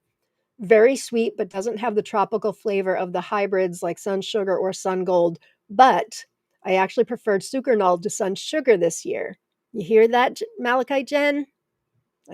That's your fave, right? Sun Sugar? Was a favorite of my neighbors this year as well. A very sweet and delicious cherry tomato, super prolific too. Seeds came from a friend in Norway, they said. And then in Austria, Tomatenflüster, which translates to the tomato whisperer, Thomas Seidel, he has it on his site also. He says it translates to, he's got it listed as orange Sucernald or orange sugar cube. He said it likely originated in Denmark. The name is no exaggeration. The bright orange fruits taste incredibly sweet and fruity. Clusters up to 30 fruits can form. The plants are vigorous and easily reach 2 meters in height. He says he likes to train his cherry tomatoes to be bushy. That way they don't get quite as tall, but the yield is higher. Growing them in a large pot is no problem. We've grown orange Sucernald several times, and each time it has completely won us over. It's simply a fantastic snacking tomato. Yeah, Malachi Jen, this was reluctantly cut off my list last year. It's on my list for 2026. It's on my list now too, after doing the research. Oh, Kim grew it. Was very good, yeah? Like very, very good or just very good? Inquiring minds want to know. Natalia says, okay, I'm listening. If it's comparable to honeycomb F1, I'm in. I haven't grown that honeycomb F1. Drew, I love I love sun sugar tomato candy. And Pretty grew it. It was really sweet. I grew it this year. Okay. Evelina, yay. She's always got stuff to say. Such a sweet and delicious tomato. I love it. This is this is why these lives, I think, are so helpful, because we can talk with each other and find out what people think about it. Thank you guys. Thank you, Pretty and Kim and Evelina. This is helpful. It looks and sounds fantastic. Really does. Oh, all right, here, Kim. To me, Suckernald was good, but not as good as Sun Gold or Sun Sugar, in my opinion. Okay. Good to know. I'm not a Sun Gold evangelist, to be honest with you. It's good. It splits very easily. I've had better cherries, but I know for so many, Sun Gold is like, that is their tomato. And look, there's nothing wrong with it. I think they're delicious, but I know I've had better cherries. But for some, that's like the gold standard of cherries. And you can tell because all these seed companies and breeders are always looking to put out an open pollinated tomato that's as good as Sun Gold. They use Sun Gold as like their gold standard. Um, so there's like Sun Gold Select and all these things. I think I grew, there was not honeycomb. It's one with like honey in the name I grew a couple of years ago. Am I right about that? Honey, I don't know. It claimed to be as good as Sun Gold. It wasn't. It was very thick skin, which I don't always mind, but it was a bit too crunchy for me. What was it? Bumblebee? Honeybee? I don't know. I pulled my Sun Gold up after eating honeycomb. Interesting. Honeycomb is my number one fave 5 years in a row. Wow. Interesting. Maybe I'll check it out. I wonder if it's honeybee the one I'm thinking of? I grew honeybee from someone in the group 2 years ago. Nothing has beat it for me yet. I don't remember. Honey drops. That's the one. Thank you, Doreen. Bing, bing, bing. That's it. Honey drops. Honey drops. And it was good. It was just a little crunchy for me. Mr. 73450. My grandson loves Sun Gold, so I wonder if he would like these. Yeah, if you're able to order from Tomatenflüsterer in Austria, I do have the link, I think. Yes, I do. He's a great site. I think I did an unboxing for him a couple of years ago. Not for him. I never do them for. Well, I guess I kind of do it for the vendor. There's the link to listing in Tomatenflüsterer. Nobody ever asks me to do them, and I don't ever promise anybody I do them. I just want to make that clear. I don't get like, hey, here's all these free seeds, do an unboxing for me. It's not like that at all. So, all right, that's Suckernald. So for those of you in that Kentucky and Appalachian grow out of mine, this is what Heidi Dolan gave. And you will all be getting, if you're not getting it today, it's coming very soon. This is a very rare variety called Jessie Sailor. It wasn't the one she originally signed up for. And now, Heidi, I'm forgetting which one it was, but she told me early on that something happened with that plant. So she was donating this one. And what a great story behind it. This is very rare. I mentioned that already. I don't know the name of the family, but I did find on their Instagram handle is Gone to Seed on Instagram. And it is their variety. They said it's a family heirloom named after my great grandfather, Jesse and Pearlie Sailor, who grew these in Crab Orchard, Kentucky. And our family managed to keep them going, even though gardening sometimes skipped a generation. I think I'm the only one keeping these gorgeous pink slicers going right now. This is from Gone to Seed on Instagram. This is in a post. I think they only put it up a couple weeks ago. Jesse and Pearlie passed before I was born, but I imagine they'd be pleased to hear that their great-great-grandkids grew these. I'm hoping to bring seed back to Kentucky for a seed swap. And she mentions Berea, which is a great big seed swap in Kentucky. And then they sell on Secret Seed. Why can I never get this name right? It's not I think I always have Secret Seed Cartel in my head. Seed Savers Exchange. They sell it on there, and they say family heirloom named after my great grandparents, um, Jesse and Pearlie Sailor from Crab Orchard, Kentucky. Large pink beef steaks. Jesse liked to eat these sliced with a spoon of brown sugar on top. It's an indeterminate 80 days. Heidi, if you're still here, I don't know if you want to put your thoughts in, but what a cool variety, huh?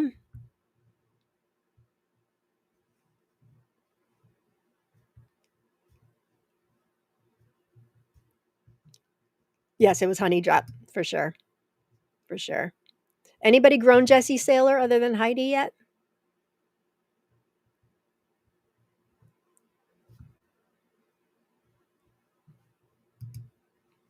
Oh, Sam says that Mark and Carol had sold this at Old South Seeds in 2024. It's not around all that much. But hopefully, maybe when they open their shop, they'll have it back. Heidi, have any thoughts on it? I know she enjoyed it. She did tell me that. All right, moving on. The seeds, really hard to find info on this one. It's called New Jersey Standard. New Jersey's where I'm from. I got seeds from a good friend in the group. Um, Not a whole lot of information, as I said. This is from Greta's Family Gardens. Extra big red, grown for competition. Biggest I have had was 1,700 grams, over 3 pounds. Good taste too. And then there's a blog by somebody named Julia Demakos. She says, if you're looking to grow a giant tomato in your garden, New Jersey Standard is the tomato for you. Most of the fruit I harvested reach upwards of 2 pounds. And then she says, little information exists on this variety and supply is limited.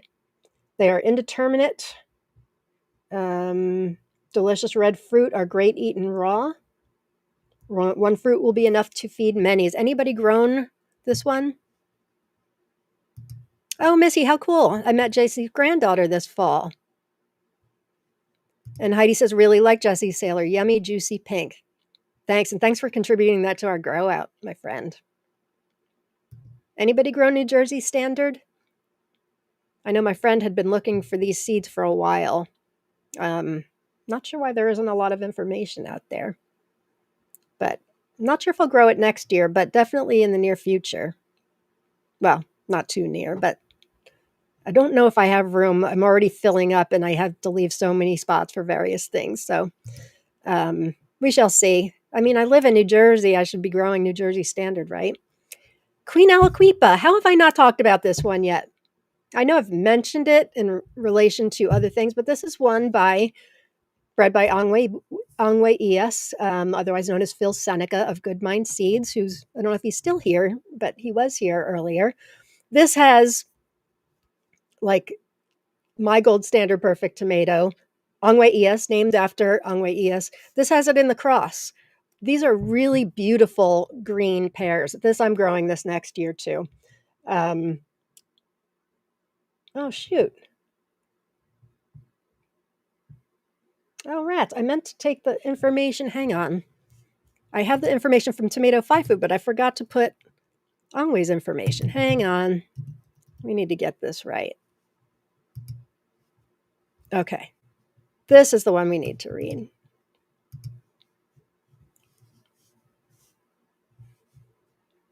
All right. He says, this is Queen Aliquippa, named after the last matriarch of my people to live within the hills of my birthplace. She was Mingo Seneca, meaning that her people had been assimilated into mine and at one time were a separate nation. Queen Aliquippa is a mid-season, pear-shaped, green when ripe tomato. Considering the slim chances of finding this phenotype from the original cross, I'm lucky to find it at all, let alone a plant that was so vigorous and productive in the face of foliar and vascular fungal diseases. Most fruits are green, clear green, although once in a while they are produced with a red blush at the blossom end. The texture is perfect and the flavors range from well-balanced to sweet and fruity. A real winner in the taste department. The indeterminate vines reach about 7 feet by the end of the season with large potato leaves. Angwe Ias is the mother, another cultivar of mine. Sounds good. I was going to grow it this year. I grew a couple of Angwe's not yet ready crosses, which had Queen Aliquippa in the cross, or Aliquippa. Maybe it's Aliquippa.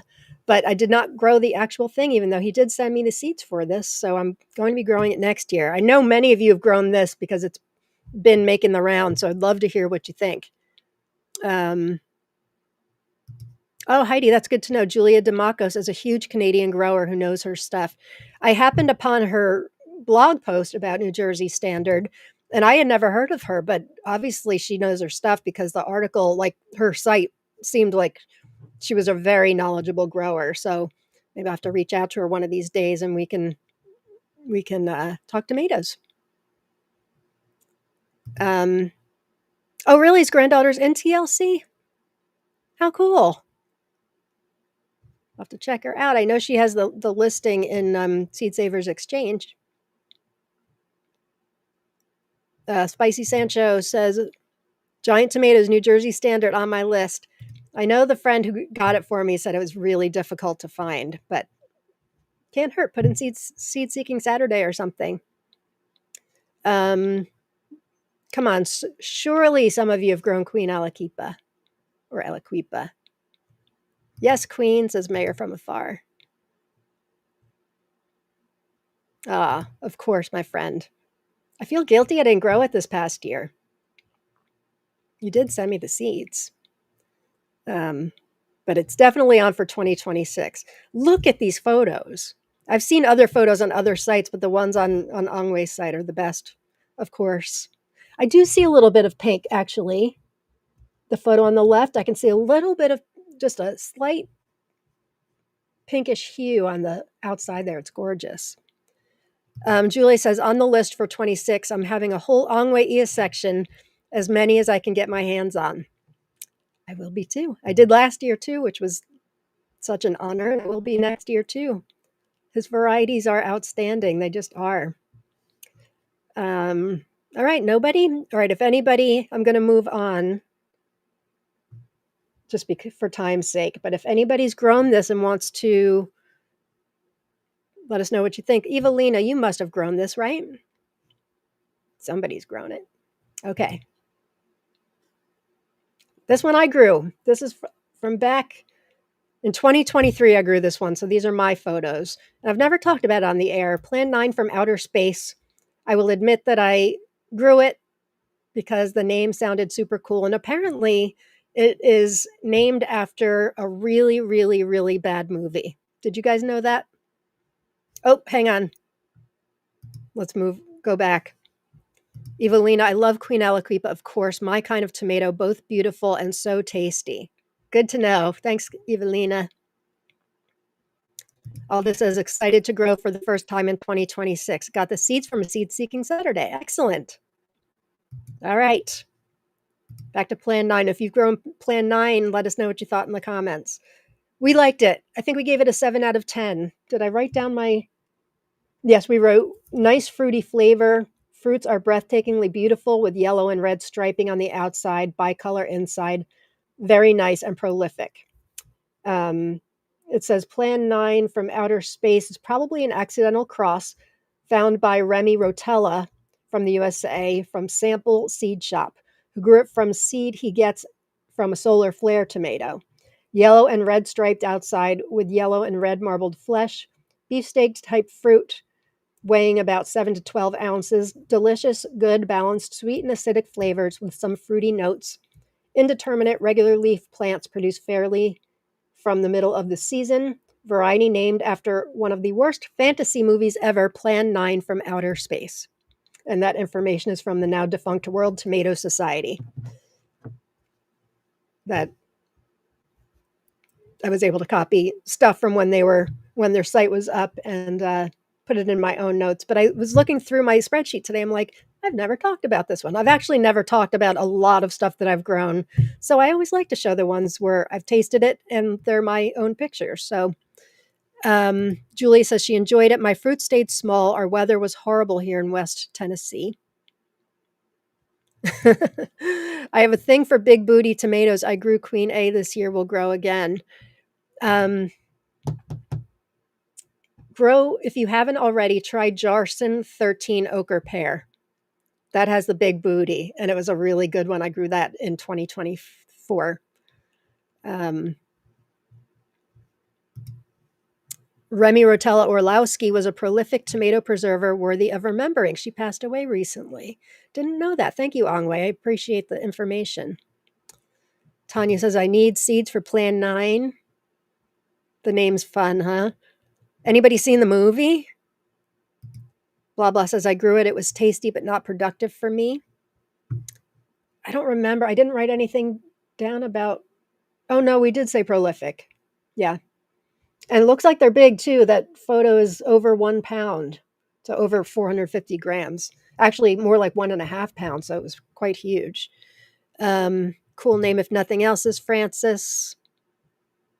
Has seeds for next year. Plan 9 from outer space, bought from Seed Envy. Paul, hey, Paul. One I have grown for the past 5 years. Highly popular with those who appreciate sweeter, fruity tomatoes and avoid the tartness that I need for balance.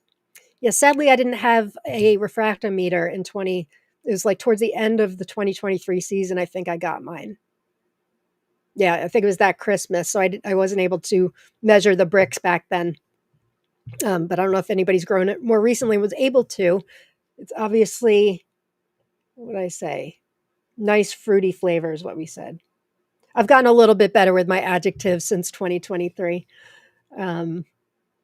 Also each year that goes by, I just get a little bit more intense about getting all the information out there. But that's because I have my show and you guys. And it's important to me to get correct information out there. Okay, back to Bounty Hunter Seeds. And if you guys haven't already put in hashtag tomato, I'm giving away from Bounty Hunter, from Lucas, the owner, $50 gift card to Bounty Hunter Seeds. This one, as far as I can tell, is only sold there. It's called Kathleen's Green Frying Tomato. This was out. I did an unboxing for them last year, and I did feature it before this growing season. So I don't know if I think I had it on my list and it got knocked off. So I don't know if any of you have actually grown this one. It was new last season. So there's not much info out there other than what's on Bounty Hunter's site. And just in case you guys don't know Bounty Hunter Seeds, make sure you check them out. bountyhunterseeds.com. And besides the gift card, we have a couple seed prizes we're giving away also. So make sure you type in hashtag tomato. You only need to do it once. If you've already done it, you don't need to do it again. All right, back to the tomato. They say it's a rare heirloom tomato. It's a late season variety with regular leaf foliage, an indeterminate variety that produces these bright green fruits. Being an indeterminate type plant, they will keep fruiting until the frost. Average weight for this delicious tomato was around 8 to 9 ounces. Very meaty, juicy tomato with a sweet taste and no acid. Kathleen's Green Frying Tomato. Susan, oh, great. I think you did tell me you grew it. It was super productive. What did you think of the flavor? Thanks for chiming in, Susan.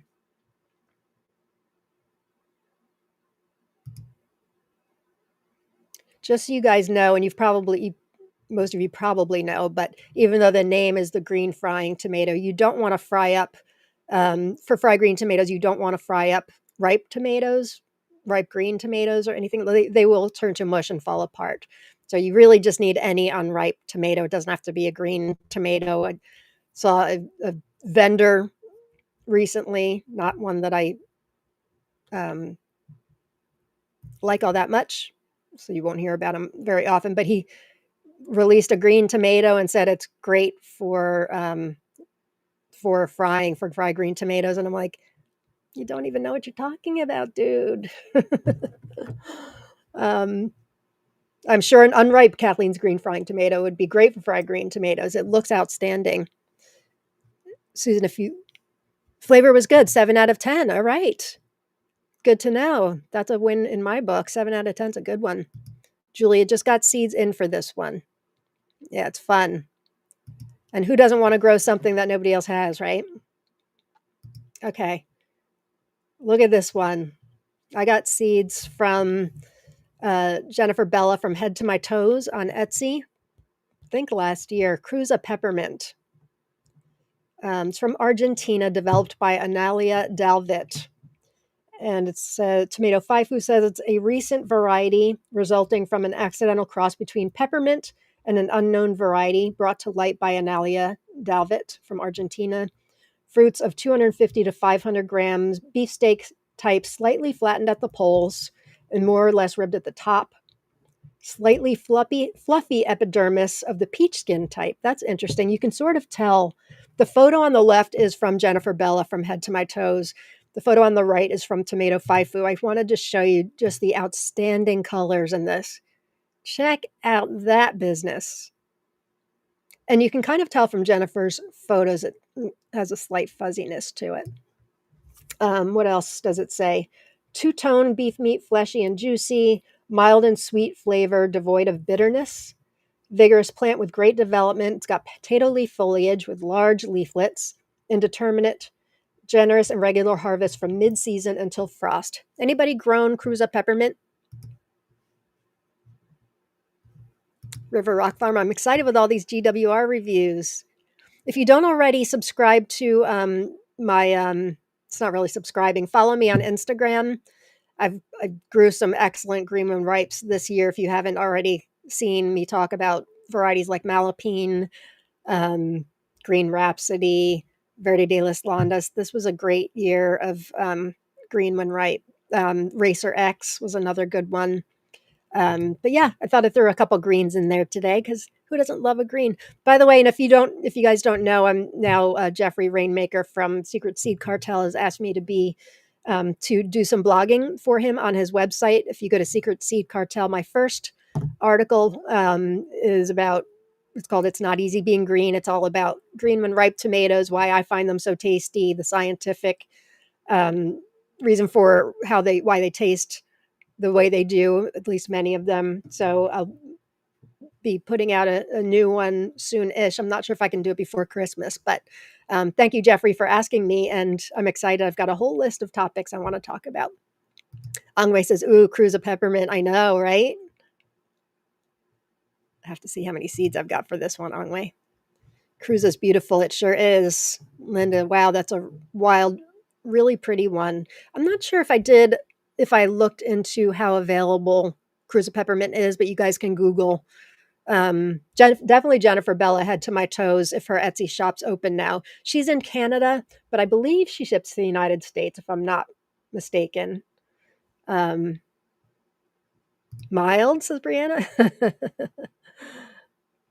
Yeah, I know that was interesting verbiage. Why bitterness, though? I know I thought that was strange too. Devoid of bitterness. I don't know why it would be bitter to begin with. I don't know if I've ever found a tomato bitter unless it's unripe, like an unripe green tomato. It's great fried for a fried green tomato, but if you eat it, that's definitely bitter. But when you fry it up, it's freaking delicious, in my opinion. Nice inside color on the Cruza peppermint. Olivia grew Plan 9, delicious and prolific. Good to hear. Heidi, I'm a sucker for multicolored tomatoes. Denise says, looks beautiful. Jamie says, gorgeous. I am sending a message to Jen. She does ship here. Good. I thought so. She didn't used to, but I thought she changed that. Oh, yes. Lisa, as a matter of fact, that is a lion in the background. If anybody wants to know what that lion is, contact Jennifer Bella. Head to My Toe Seed. She's got a great shop. I think I did an unboxing for her a long time ago, too. All right, we've got one more to talk about. It's a great one. But before that, I want to make sure you guys all got your hashtag tomato in. We've got seed offerings from Kelly Natchbull. She's giving away to 3 people. Olivia Lai has 10 varieties for 1 person. Mary Rivas, we're giving away Manon's Majesty, courtesy of Mary, to 2 people. And then we've got the $50 gift card to Bounty Hunter Seeds. So put it in now. This next one I got from Malachite Jen, and I'm super excited about it. Oh, wait. Hey, Darla. Cruza is flashy and sexy. I know it. Yes, it is a statue, not a real lion. Looks like a beautiful statue. Okay. Malachite Jen gave me this one. Corky Special. Who knows about Corky Special? Who's grown Corky Special? This was a variety developed by Blosser Greenhouse. You can find them on Facebook. In fact, if you put in Facebook and just search Corky Special Tomato, their site will come up. It got a great story behind it. Um, it's very rare. Blosser Greenhouse and Produce puts it out. And then on their own, there's a listing on their page. It says, some of you may know the story of the Corky Special Tomato, but some of you may not. For the ones that don't, I will tell you. My late grandfather that passed away in August 2014, his nickname was Corky. He got the seeds from a friend that brought them back from Germany.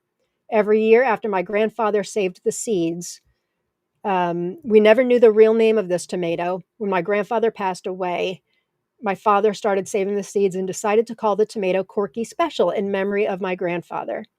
The photo on the left is from Jen. She grew it this year, Corky Special. She said it's a Brix of 5.6, large yield on it, meaty red. Seeds originated in Germany. Skin is not thick, very late to ripen, balanced, classic tomato flavor. Not meek, but not super intense either.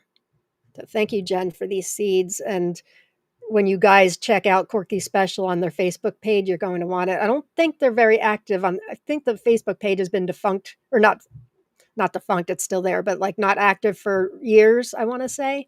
But you can find out information about their tomato. And how cute is he holding this tomato? They're big, huh? So this is another one, another tomato we need to save, gang. A lot of the ones I'm talking about need to be saved. Spicy Sancho says, Corky's looks big. I like ye. Oh, Julia, I got seeds for Corky's in today. How funny. How funny. I've gotten seeds from Jen. She's awesome and helpful. She is. She was my very first tomato friend. I have one guy local, my friend Pat, who's in both the tomato and the pepper group, Pat Rakes. I knew him because I got Rory the Wonder Cat from him. He did trap neuter release, and so they brought in the pregnant mom, and we got the kitten. But my first online tomato friend was Malachite Jen. I named her Malachite Jen, just saying. And she found me through Baker Creek's Facebook page. How did it happen, Jen? I think I mentioned something about Bananas Noir. And then it turned out we both, like, she found out I loved Malachite Box, and she's like, I need to find this Bananas Noir variety. And I wasn't giving seeds out at that time. It was just something special that Rob and I were growing each year.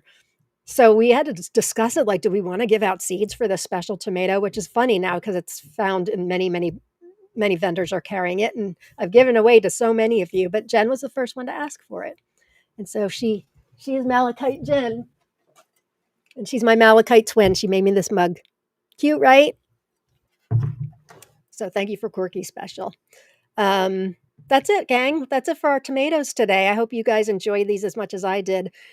Again, every week I'm like, I'm never going to be able to top this week. And then I look, the more you research these incredible varieties, the incredible breeders who are behind it, people doing really important work like Casey Piscatora and Joseph Lofthouse and all of these people who are bringing these varieties to us. And so we can grow them, enjoy them, and then we can pay it forward. That's why I find the work that I do so fun and interesting, because I like sharing it with you guys so then you can find them, or I can share seeds with many of you as I do. And so we can keep these varieties alive. Some of them, like Brandywine Soda Strain, are easy to find. And then there's others like Corky Special, which really aren't. But I always do get a kick out of seeing Seed Seeking Saturday right after my Thursday show, or mine and Jen's Friday show, because I can always tell who's watched the show based on what they put. Okay, let's give away some seeds and a $50 gift card. Let's save the $50 gift card for the very end. And I just want to say thank you, not just to today's donors, Kelly, Olivia, and Mary, but just all of you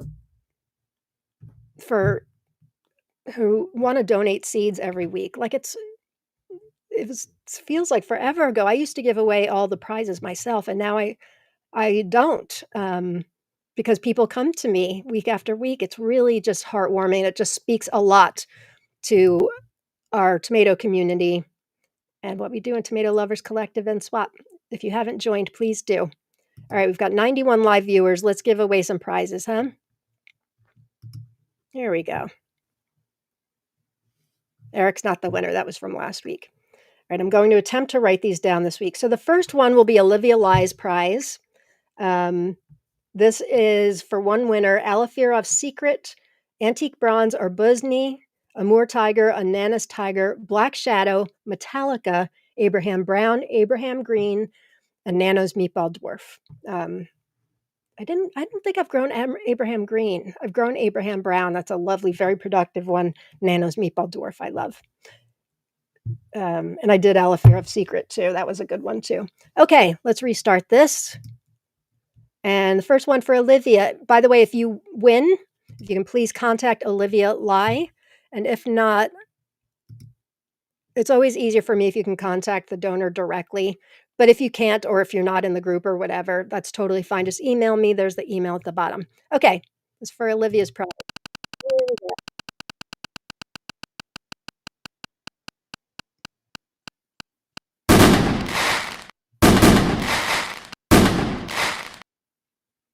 Spicy Sancho. Congratulations, Spicy Sancho. You can contact Olivia directly. And thank you, Olivia, for that. Okay. Next one for two winners, giving away Manon's Majesty, courtesy of Mary Rivas. Thank you, Mary. First one. And this is that special one we talked about early in the very first one of the show, bred by a 101-year-old gentleman who passed away last year. Or no, 2 years ago. Great story behind it. Jane Herford. Congratulations, Jane. This one you can contact me for, the Manon's Majesty, because Mary had sent me these seeds. Congratulations, Jane. And number 2 goes to, thank you for seeds for this, Mary. It's just impossible to make a grow list for next year after doing a show and you guys watching the show, isn't it? Because each one sounds better than the next. Mr. 73450. I probably know who you are, but I don't know from that name. But if you can please email me, learny@me.com, or private messaging me if you're on Facebook is always best. Don't check email as much as I should. I'm trying to get better at it, though. Another one of my intentions for 2025. But yes, you can certainly email me if you need to. Okay, next one for Kelly Natchbull. And her last name, for those of you that will win, it's spelled Knatchbull, Kelly with an I. And she's giving away to 3 winners, seeds for Leprechaun Kuzia, Frog Princess, Miss Kennedy, Rio, and New Moon on Monday. For this one, please contact Kelly directly if you can. If not, you can certainly reach out to me too. Okay, first one. Ooh, got hot for a minute there. Now I'm cold again. I live for Thursdays. You guys live for Thursdays. I really do. I get to my work. Hey, Drew, congratulations. You can contact Kelly if you don't mind, or Kelly if you're watching. Kelly's saying she can't comment. She's saying she can watch, but she can't comment. Almost like she's blocked, which of course she's not. I never would have blocked her. But Kelly, if you want to write this down, that would be helpful too. But if you guys can sync up, that would be great. Okay, next one. Anyway, I started to say, like, I do my work for my other group, like I get it scheduled in the morning so I can devote the whole rest of the day to tomatoes. And I do start compiling my list like days in advance. So it's not like I do all 10-ish on one day. Congratulations, Rachel. Rachel Burns, D9G.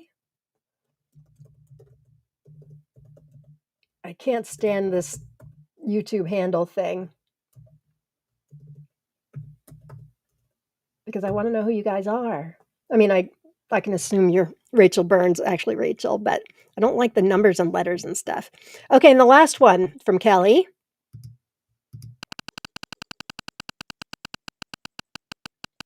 If I could just research, well, I do research tomatoes kind of all day long anyway. I was going to say, like, I would do a show every day if I could. We have 98 live viewers. Fiery Dragon K. Congratulations, Fiery Dragon K. You can reach out to Kelly if you can, or reach out to me. That's fine too. and thank you, Kelly, for those. And then last but not least, $50 gift card, 5050 to Bounty Hunter Seeds, who most of us probably know and love. Most of us have probably ordered a billion times in my case. What a selection. Sean and now Lucas, his son, has taken over. What a selection they have. We got to meet them in person along with Ken Fry of Forgotten Heirlooms. They came to Carlisle for our tomato tasting and seed swap back in September. And what great guys they are. Absolutely amazing. So organized they are with their business. Um, they had like, you should have seen their setup. They had all their seed packets and they could scan a seed packet, like if you wanted to see what it looked like, and it would come up on the screen, like super, super cool. So thank you, Lucas, if you're watching. And Sean, of course, your dad. Thank you for this wonderful gift. So who's it going to go to? Let's see.